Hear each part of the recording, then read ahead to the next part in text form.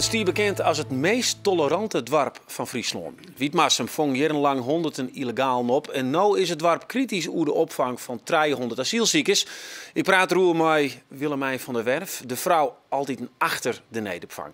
En we introduceren hier ook een nieuwe rubriek. Oud-politievaarluchter Wouter de Vries die liet zien hoe wij ons wapen niet kennen. Tjen inbraak en orencriminaliteit. Echt een crimefighter.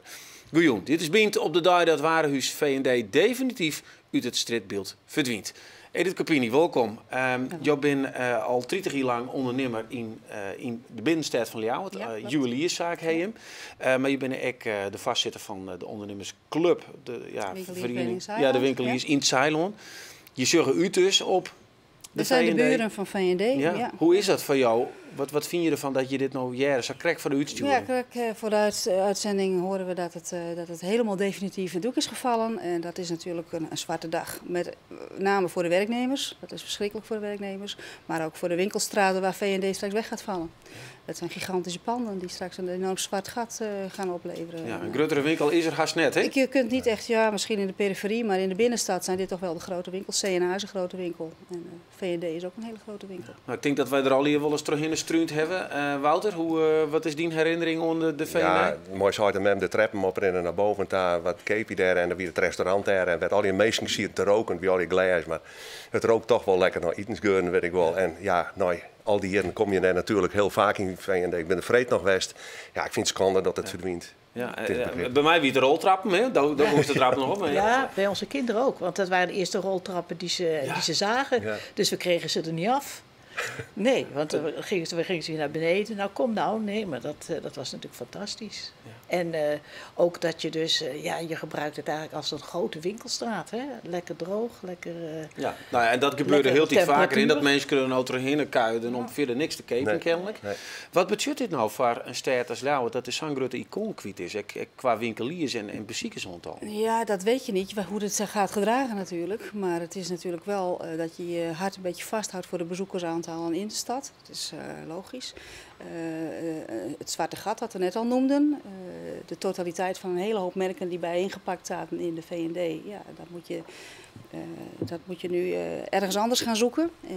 En ik heb net al gezegd, de potentie van Leeuwarden is heel erg groot. Ik bedoel, we hebben nog een hartstikke mooie stad. Het is een gat wat er valt, maar ik denk dat we daarnaast nog heel veel potentie hebben met winkels en merken die we hier neerzetten. Ja. Dus, maar het is wel heel vreemd, hè? Want jij bent juwelier, hè? En in de V&D zit ik een juwelier, dus hoe stinken? Nou, kassa. Elke keer komt er bij mij. Ja, nee. Kijk, je bent natuurlijk concurrent van elkaar, zo simpel is het. Maar je hebt allebei, en wij vergelijken ons niet met een juwelier in V&D, we hebben allebei onze eigen kwaliteiten. Waarbij wij natuurlijk heel erg gericht zijn op service daarnaast. En dat hebben we toch duidelijk wel gemerkt. Dat we daarin, Want denk je dat dat ook een beetje is wat de V&D net had? Ik denk dat dat de laatste jaren er wel aan heeft gemankeerd. Ja. En hoe dat komt, ik weet het niet. Ik weet wel dat, ik kwam er ook regelmatig. Er werkten heel veel mensen die toch hard voor de zaak hadden. Die werkten er heel lang. Die zie je altijd in de V&D terugkomen. En voor die mensen vind ik het ook echt verschrikkelijk hoor, dat het nu in één keer over is. Maar ik denk wel dat je als kleine winkel, en wij mogen ons best als kleine winkel profileren, kunt onderscheiden van dit soort grote reuzen. Want op een gegeven moment, als een reus heel groot wordt, dan weet hij niet vaak meer waar hij zijn voeten neerzet. En dat weet je als kleintje nog wel. Ja, maar de realiteit is nou echt, hè? Het Ceylon waar jou dan de winkel hebt, daar staan een heel soort pan leeg. Ja. De meer, hè? Manfield is eruit, Hema zit op de wip. Ik geloof dat de winkel van Cars is sletten. Er binnen een heel soort gotten, op de Nijstad. Ja. Wat zou dan even zo gebeuren, maar dan van misschien wel vanuit de gemeente of het management om daar wat aan te doen? Nou, ik weet dat er al heel veel aan gedaan wordt. We zijn natuurlijk met z'n allen keihard bezig. Wij ook als winkeliersverenigingen om die stad nog steeds aantrekkelijk te houden. Maar je kunt niet ijzers met handen breken. Je weet niet wat grote bedrijven, want je hebt nu al gezien, we hebben even enige inzage gehad in wat er in V&D gebeurde in de top. Maar dat heb je normaal gesproken niet. Dus dat is best wel moeilijk om daar een poot achter te krijgen. Maar ja, wat moet er gebeuren? Misschien nieuwe formules. Er zijn genoeg, en dat zeg ik nogmaals, en dat wil ik heel graag benadrukken. Leeuwarden heeft genoeg potentie om nog nieuwe formules naartoe te halen. Maar wat denk je dan? Wat zijn formules? Nou ja, ze hebben het gehad over de overnamekandidaat Hudson. Dat is natuurlijk een hele mooie geweest. Wat doet die? Ze hebben het ja, allerlei woonwarenhuizen. Dat is zeker een soort van waarde. Maar mensen die het groot in kunnen vullen. Ja. Dat zou fantastisch zijn. Maar ook de kleine ondernemer die nog steeds, nou ja, zoals wij en zoals velen met ons, kwalitatief hoogwaardige winkeltjes hebben. Ja. Dus daar had Ljouwert het vergeen. Maar, ook, ja. Maar het is een samenspel. Het is altijd een samenspel geweest. Het grootwinkelbedrijf en de kleintjes hebben het altijd met z'n allen gedaan om die binnenstad voor het publiek aantrekkelijk te maken. En dat missen we nu straks wat betreft de V&D. En wat het gaat doen met de bezoekersaantallen, dat kan ik nog niet voorspellen. Maar ik weet wel dat het een grote klap is. Nou, gelukkig kunnen ze als ze de roltrap nog broeken willen bij je in het zeilen. Bij ons op en neer en alle kanten op. Zeker. Okay. Ja. Nou, succes de Mai. Dankjewel. En ja, we wachten wel af wat er gebeurt in Ljouwert. Ja, hoe ze dat oppakken. Ja. Ja, het einde dus van een icoon. Nou, dadelijk zeggen wij weer naar een portret oer een Indië-gonger. Dat doen we deze hele week. En dan blijkt ik nou dat de oorlog toch flinke impact gewoon heeft op de familie. Dat meer. Daar ook mee razen. Ja, en we hebben nu een nieuwe rubriek. Maar Wouter de Vries, jou kent hem al heel wel als die politiewetvierde die oer als stier te vertellen wat er gebeurt. Nou, hij doet voor u in de wereld van de criminaliteit en zal u leren wat wij nou zelfs doen kunnen om het wat veiliger te maken. Welkom, Wouter, die debuut als specialist hier aan tafel. Ja, net een gek maatje. Maar er zitten heel soort zaken bij de poort hebben. Ja. Inbraak, neem maar op. En we beginnen met het term burgerwacht. Ja. Vertel. Ja, het burgerwacht, ik vind het wel heel hard klinken, want eigenlijk kan je beter zeggen van preventiewacht, kan je er beter van maken. Maar het is een item wat eigenlijk in Sint-Niek in 2012 het weer er al eerder, maar Sint-Niek had het heel goed oppakt. En dat weer de aanleiding van een heel grote inbraking van criminelen die van de sneldiek aangaan Sint-Niek in en vervolgens een slag sloegen. Ja, want er zit een sneldiek, ze genereren een gouden oor en dan klauwen ze alles uit en dan busken vol. En dat gebeurde dus een heel soort in Sint-Niek. Dat weer in Sint-Niek, er weer meer dwarren die daar ik lees van hier, maar Sint-Niek die had in ieder geval de schouders eronder zetten en die is dus mooi een burgerwacht die begonnen. Ja, en die is op dit moment heel actief. Ik dwaande mooi WhatsApp-groepen, de digitale burgerwacht om zo maar te zeggen. Nou is dat er al 420 mensen lid binnen op 12 buurtverenigingen. Dus wat dat betreft, iedereen die informeert iedereen van wat er al hier speelt en wat er dwars binnenkomt. Nou, dat is fantastisch. Ja, en waarom vind je dat zo belangrijk? Ik vind het belangrijk dat die cijfers naar beneden komen. Want je komt tenslotte aan. De inbraakcijfers? Ja, die mag naar beneden, sowieso. En dat net alleen nog, maar ik het gevoel van de burgers dat wat veilig wezen. En als je daar moest je aan de schouders onder zetten, zowel politie, gemeente, openbaar ministerie, ketenpartners en de burgers zelf. Want ze willen het spul van de burger hebben, daar gaat het om. Dan moeten we de schouders onder zetten. En dit is fantastisch. Dus het heeft een beetje in eigen hand nemen. Nou, ze zijn daar als koft onder de gong in Sint-Niek. En dan patrouilleren ze alle nachten in, volgens mij. Of nee, toch wel in het weekend? Ja, nou, nee, alle nachten. Ja. Alle nachten. Ja. En dan mochten ze eens een keer mooi. Ja. Nou, dan zit dit er zoiets weer in dat gele hesje. Ik ben benijd. Nou, goeiedag. Nou, ik ben Wouter de Vries. Goeie. Nou, ik wil eigenlijk jong wel even een nachtje mooi op paard. Ik ben heel erg benijd wat je al je dag is zo'n nacht. Ja, maar heel je. We pakken in wezen op alles wat we de laatste keer in wezen wat jij hebben, dat proberen we wat in de gaten te houden. Maar heel Sint-Niek, we komen toch heel Sint-Niek trouwens, hè? Ja. Wij rieden de laatste paar keer dat wij het bijhouden hebben, zitten wij ongeveer op een 80, 80 kilometer dat we toch in de 1 en het 2 over het dorp heen rollen. Dus we maken gewoon meters, ja, zeker weten. Ja. Zo, hier staan we dus heel vaak, van de Rotbaan, hè trouwens. Maar dan kan je heel Sint-Niek in de gaten houden. Raam beslaan een beetje. Dan schuurt de rotonde, kan je daar in de gaten houden. Die hoort in de gaten en dan hoort alles in de gaten wat eraan komt. Hier rieden nog ik 2 auto's lang. Dan hebben we met hier om salet s'nachts. Ja. En als ze u sjuggen, dat hebben ze dus ongetwijfeld dien. Nou ja, dan had ze hier niks te ziek. En dan ben heel zo die draaien dan bij die rotonde en dan gaan ze liggen het wel niks uit. We gaan ze gewoon in de kont heen in dat we het net vertrouwen en we rieden ze er gewoon uit. Trok je hem onwijzigheid, ontmoedig je hem eigenlijk de onwijzigheid van de inbrekers, ja, klopt. Ja. En hij maakt een directe lijn met de meldkeer, maar dan bel je hem gewoon 1 in 12. Hoe gaat dat? 1 in 12. Wat vind je vrouwen hier nou eigenlijk van, dat je hem daar zag stingen? onbewapend. Ik heb haar er nog net hoe dat ik denk dat er eerst wat gebeuren met dat ze zeggen van nou het clear, maar ik weet het net. Maar dan is het hoop ik net al uit. Nee, dat hoop ik net, nee. Misschien ben ik hem voor, dat zou mooi wezen dan. Ja. Dat zijn vrouw zo uit van nou het gebeurt. Ja. Ze kan stikken oorsmachine, ze sliepen nou nog lekkerder. Hoe moet in de gaten houden? Die nemen een bakje samen. Ja, dat krijg ik wat. Dat moet ik gebeuren onderwijs, hè? Af en toe in een bakje nemen, ja. Dan komen we daarnaast naar terug. Dat is de nacht waar. Ja, ik ben gewoon een krek mensen in Wout. Ja. Dus ze moeten gewoon koffie houden, als blozen net wekken. Maar deze man die werkt gewoon hoe daar en die Ja. gaan dan vrijwillig nachts in hun auto zitten. Ja, en zonder stiepen Ja. van de gemeente. Want dat voelt mij eigenlijk op in Sint-Niek. Er staan geen grote borden aan de binnenkomst wanneer het dwars binnenkomt. En dat vind ik heel wichtig. Dat de criminelen weten van, hé jongens, hier wordt op eens letten, wegwezen. Het moet een ontmoetigingsbeleid Maar worden. smiet het wat op. Het smiet zeker wat op. A, in Sint-Niek binnen inbraken naar 0 punt daalt. In Haas bij Gelieks hetzelfde fenomeen eigenlijk. Burgerwachten, mooi WhatsApp-groepen. Daar hebben we op een gegeven moment in 2013 een 115 inbraken. En dat is nu in 2015 is dat naar beneden gegaan naar 30. En die 30 die vonden dan ik weer plak. In weken wij geen burgerwacht weer, geen digitale burgerwacht. Maar het lijkt me echt wel eng, hè? Want we zitten altijd op die grens van... Wat doe je nou maar als burger? Wat maai je? Ja. Nou, als burger moet je op heterdaad aanhouden. Dat zit in het wetboek van strafrecht. Je moet hem in principe een bepaalde dwang moet hem vasthouden. Je moet hem opsluiten eventueel, maar het moet net hoe de proporties in gaat. Het moet een beetje proportioneel blijven.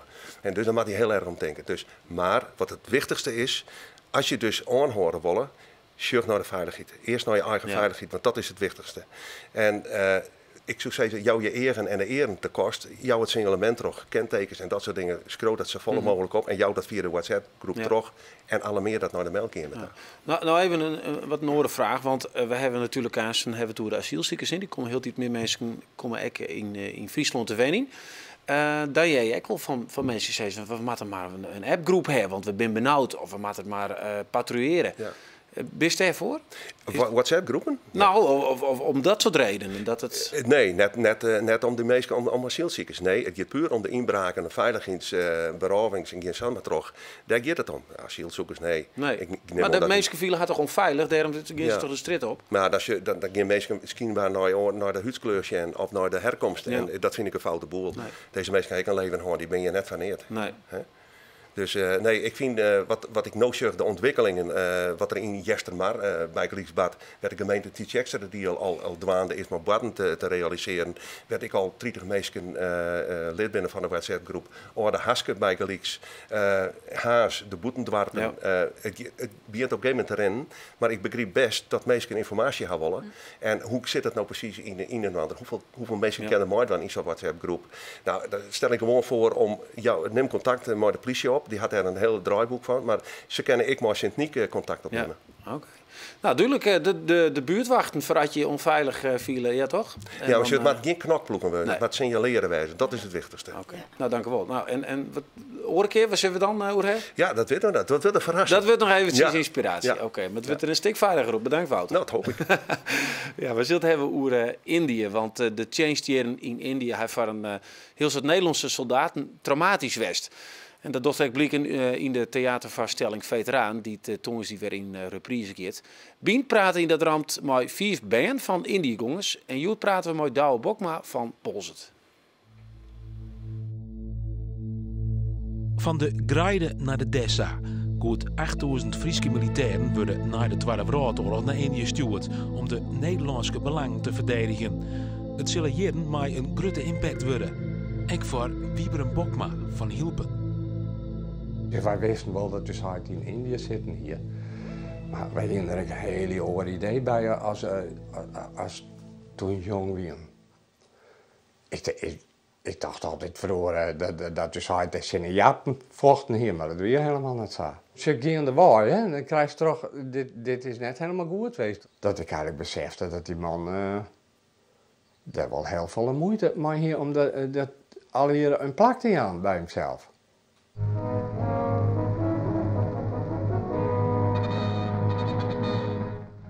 Niettegenstaande het sluiten van de wapenstilstand in oktober 1946 vonden herhaaldelijk schendingen van deze overeenkomst plaats.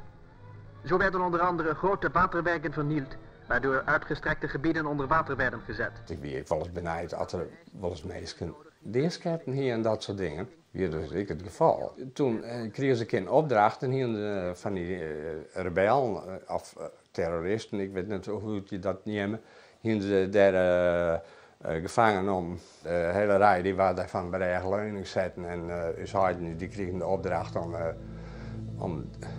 om de trekker maar over te halen.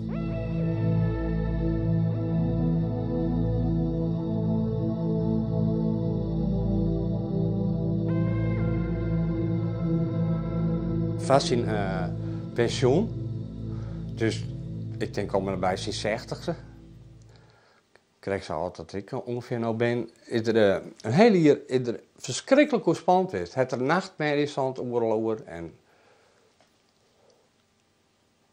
dat, ja, toen kwam alles weer om. Mijn hart was ik heel bang voor het deur weer.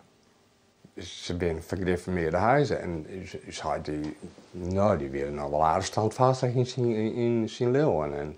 En dus had hij het idee, terwijl wat er daar dient hier in Indië, hij dacht echt, daar word je straks nog in die om veroordeeld. Wegversperringen moesten worden opgeruimd en in vele gevallen gelukt het verwoestingen van eigendommen te voorkomen.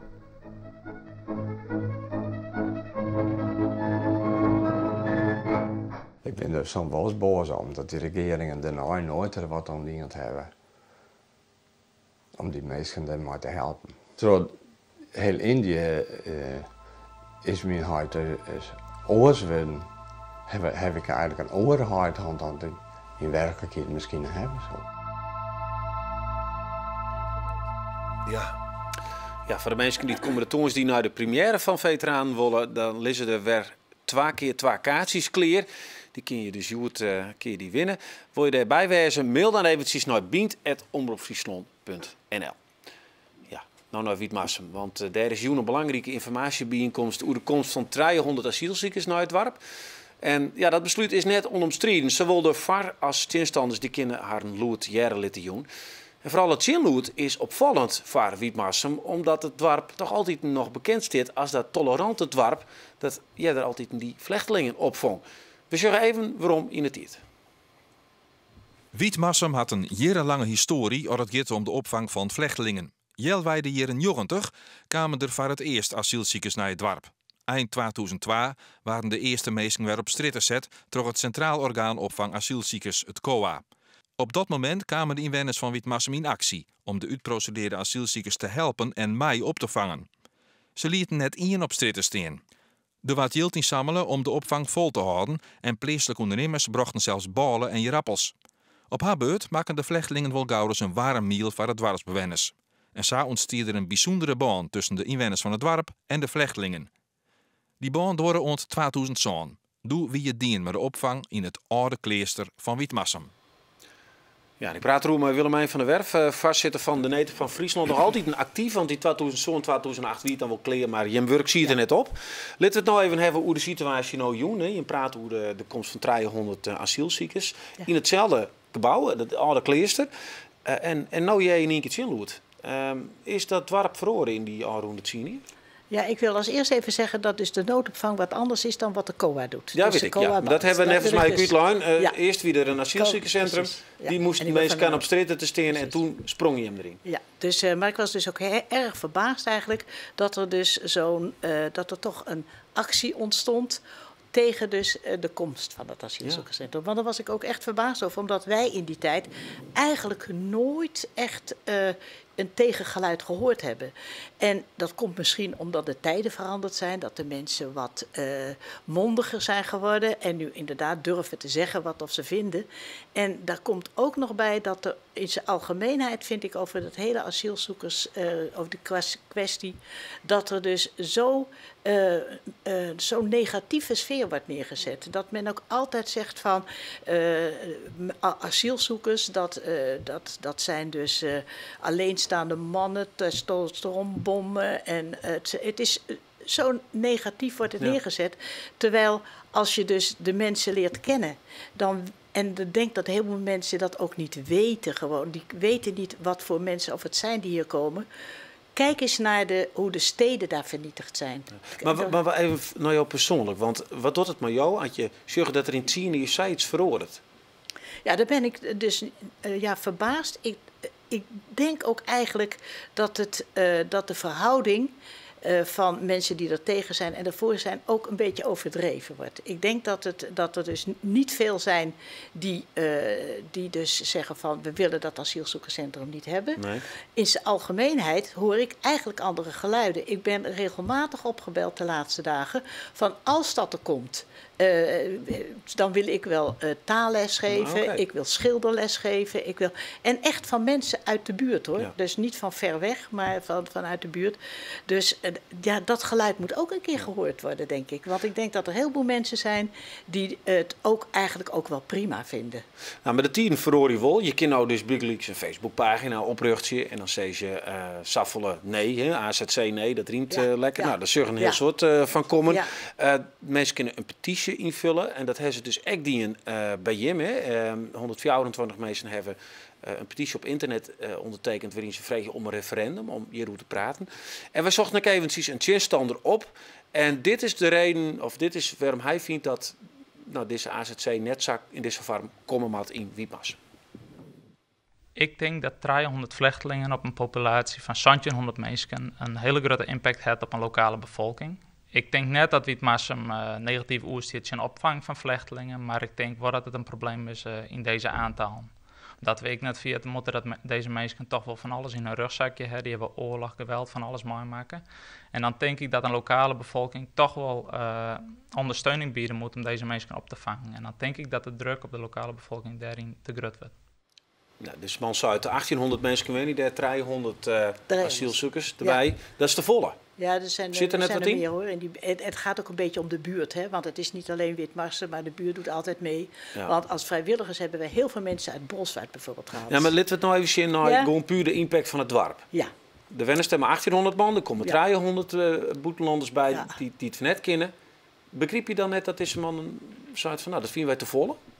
Nou, nee, dat begrijp ik eigenlijk niet zo goed. Aan de andere kant moet je namelijk ook zien dat het een kans voor het dorp is. De scholen lopen leeg, de kerken lopen leeg, er zijn heel weinig winkels. Wiedmarsum is echt helemaal een kaal, dood dorp geworden. En dat wie het net doet, Jim, daar maar als nee, het was echt levendig, want er gebeurde dus van alles. Er waren dus ook winkeltjes en de mensen ontmoetten elkaar op straat. En er was wel interactie tussen dus het centrum en de mensen. En we hadden natuurlijk het geweldige voordeel dat daar tegenover het gemeentehuis was. En dat we heel veel support hadden van de burgemeester, van meneer Piersma. En van Karel Helder, de wethouder. Dus dat werkt natuurlijk ook heel positief. Maar wist je dat dan al in Vietnam dan niet waar? Blijkbaar. Ik verbaas me er echt over. Omdat, kijk, als er nou voorbeelden zijn van dat er toen verkeerde dingen gebeurd zijn. Maar ik kan alleen maar zeggen dat het toch echt positief... Ja, er zijn natuurlijk altijd wel eens qua jongensstreken geweest. Maar ja, dat heb je bij gewone buren ook natuurlijk. Hè? Het zijn net Nederlanders. Ja. Dus, maar ik verbaas me erover dat men zich daar zo ongerust over maakt... als het toen zo rustig is verlopen. Wat verwacht je eigenlijk van Jong, die bijeenkomst? Ja, ik heb gehoord dat er mensen zijn die... en uit de wijde omtrek hoor, dat er dus iets opgeroepen wordt. Maar... Als ik dus de burgemeester van Zuidwest-Friesland hoor, dan is die er helemaal niet ongerust over. En die zal wel meer geluiden gehoord hebben dan ik. Maar ik verwacht vanavond toch wel een vrij rustige avond. Oké. Nou, en als ze jou weer vregen, dan help je weer, hè? Vast wel. Ja, dat zit in je het. Dat krijg je er net maar uit. Nee, maar het zijn het verrijkt je leven. Ik heb zoveel geleerd in die tijd van andere culturen en van andere, want je gaat toch een beetje volgen van wat er in die landen gebeurt. Het verrijkt je leven. Oké. Nou, spreek dat Junien, dan krijg je misschien begrip. Tegen dank in ieder geval. Jim, ik bedankt voor je verhaal. Ja, dit weer bient voor Joen. Jo, dank voor het zien. En ik wens je nog een hele mooie Joen verder.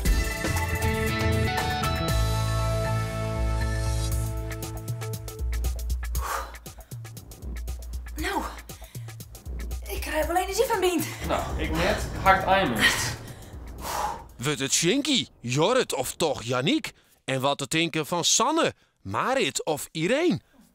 Bient is morgen live bij het Friesk Sportgala. Oké. Nou, dan kist dan mooi even op de bal. Oh.